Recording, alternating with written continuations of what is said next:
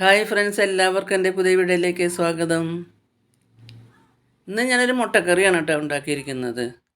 അത് അപ്പത്തിൻ്റെ കൂടെയും ചോറിനും ചപ്പാത്തിക്കും എല്ലാം കഴിക്കാൻ പറ്റിയ നല്ലൊരു ടേസ്റ്റി ആയിട്ടുള്ള ഒരു മുട്ടക്കറിയാണ് ഉണ്ടാക്കിയിരിക്കുന്നത് കേട്ടോ.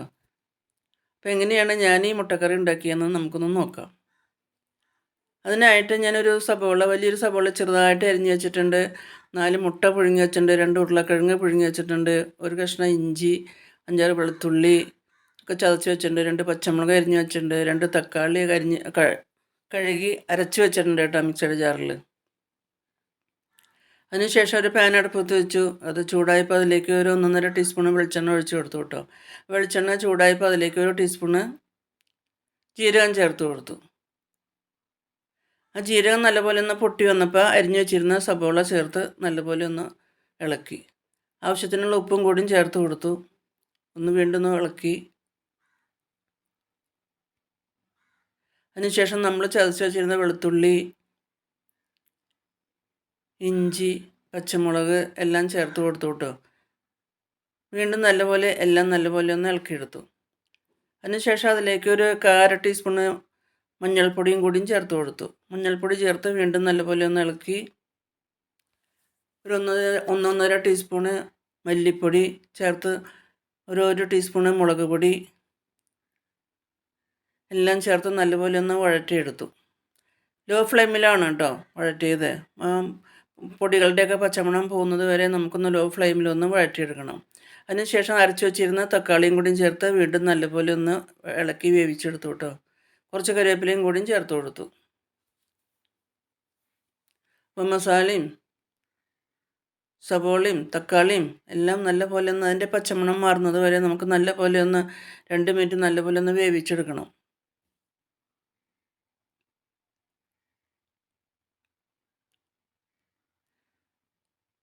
ഒരു 1/4 ടീസ്പൂൺ ഗരം മസാലപ്പൊടിയും കൂടിയും ചേർത്ത് കൊടുത്തു കേട്ടോ. ഒരു 1/2 ടീസ്പൂൺ വെളുത്ത കുരുമുളക് പൊടിയും കൂടിയും ചേർത്ത് കൊടുത്തു.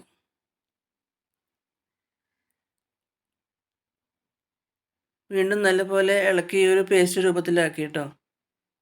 അതിനുശേഷം നമ്മൾ പുഴുങ്ങി ഉടച്ച് വെച്ചിരുന്ന ഉരുളക്കിഴങ്ങ് കൂടിയും ചേർത്ത് വീണ്ടും നല്ലപോലെ ഒന്ന് ഇളക്കി. ആ മസാലയിൽ ആ ഉരുളക്കിഴങ്ങിൽ ആ മസാലയൊക്കെ പിടിക്കണമല്ലോ, അതിനുവേണ്ടി നല്ലപോലെ ഇളക്കി യോജിപ്പിച്ചു.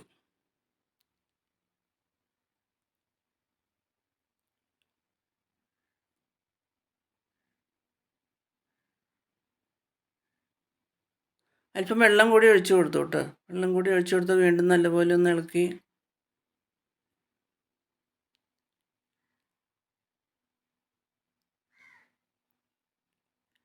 വീണ്ടും കുറച്ച് വെള്ളം കൂടി ഒഴിച്ചു കൊടുത്തു. ഗ്രേവിക്ക് ആവശ്യമായ വെള്ളം കൂടി ഒഴിച്ചു കൊടുത്തു. തിക്ക് ഗ്രേവിയിലുള്ള ഒരു കറിയാണ് കേട്ടോ ഉണ്ടാക്കുന്നത്.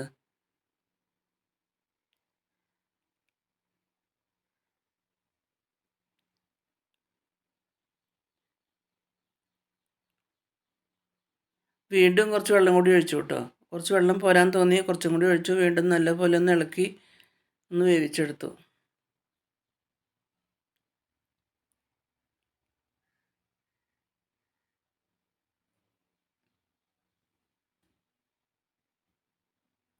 ഇതിപ്പോൾ ചപ്പാത്തിക്കും ചോറിനും അപ്പത്തിനും എല്ലാം പറ്റിയ കറിയാണ് കേട്ടോ. ഈ സമയത്ത് നമുക്ക് ഉപ്പൊക്കെ നോക്കാം കേട്ടോ. ഉപ്പോ മുളകോ എന്തെങ്കിലും പോരായുണ്ടെങ്കിൽ അതൊക്കെ നമുക്ക് ഈ സമയത്ത് ചേർത്ത് കൊടുക്കാം.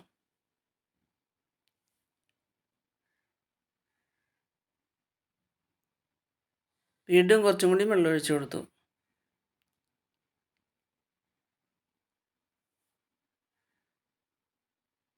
വീണ്ടും നല്ലപോലെ ഒന്ന് ഇളക്കി ഒന്ന് കുറുതാക്കി എടുത്തു കേട്ടോ.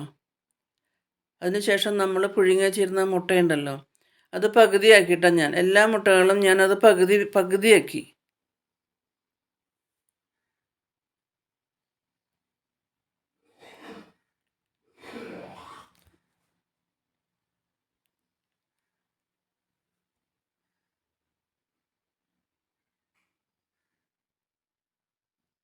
പകുതി മുറിച്ചിട്ടാണ് കേട്ടോ ഞാൻ ഓരോ മുട്ടകളും അതിൽ ചേർത്ത് കൊടുക്കുന്നത്. അപ്പോൾ ഉപ്പ് പോരാൻ തോന്നി, അപ്പോൾ അല്പം ഉപ്പും കൂടിയും ചേർത്ത് കൊടുത്തു കേട്ടോ.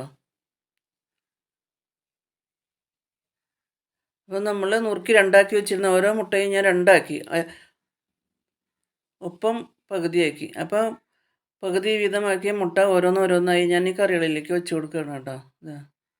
അപ്പോൾ ആ കറിയിൽ ആ മസാലയിൽ കിടന്ന മുട്ടയൊന്ന് വേവിച്ചെടുക്കാം. അപ്പം അങ്ങനെ കഴിക്കുന്ന മുട്ടയ്ക്ക് നല്ല ടേസ്റ്റായിരിക്കും. ആ മുട്ടയിലെ മസാലയൊക്കെ പിടിക്കണമല്ലോ.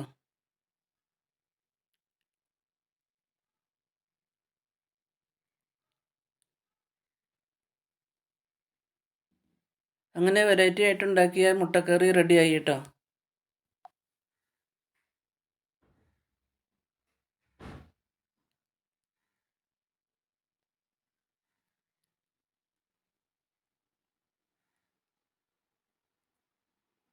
നല്ല ടേസ്റ്റ് ഉണ്ടായിരുന്നു കേട്ടോ ഈ കറിക്ക്. നല്ലൊരു ടേസ്റ്റ് തന്നെയായിരുന്നു. ഞാൻ രാവിലെ ഇന്ന് അപ്പമാണ് ഉണ്ടാക്കിയത് ബ്രേക്ക്ഫാസ്റ്റിന്. അപ്പോൾ ബ്രേക്ക്ഫാസ്റ്റിൻ്റെ കൂടെ അപ്പം കൂട്ടിയിട്ടാണ് കേട്ടോ ഈ കറി കഴിച്ചത്.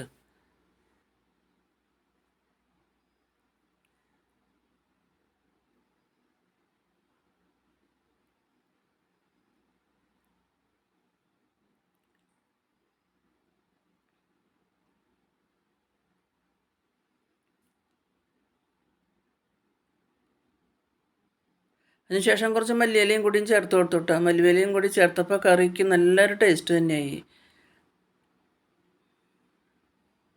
അപ്പോൾ വീഡിയോ എല്ലാവർക്കും ഇഷ്ടമായെന്ന് വിചാരിക്കുന്നു. ഇഷ്ടമായാൽ ലൈക്ക് ചെയ്യാനും ഷെയർ ചെയ്യാനും കമൻറ്റ്സ് ചെയ്യാനും മറക്കരുത് കേട്ടോ.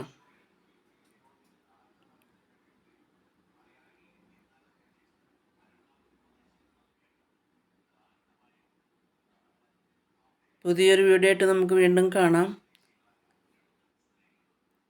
Thank you for watching.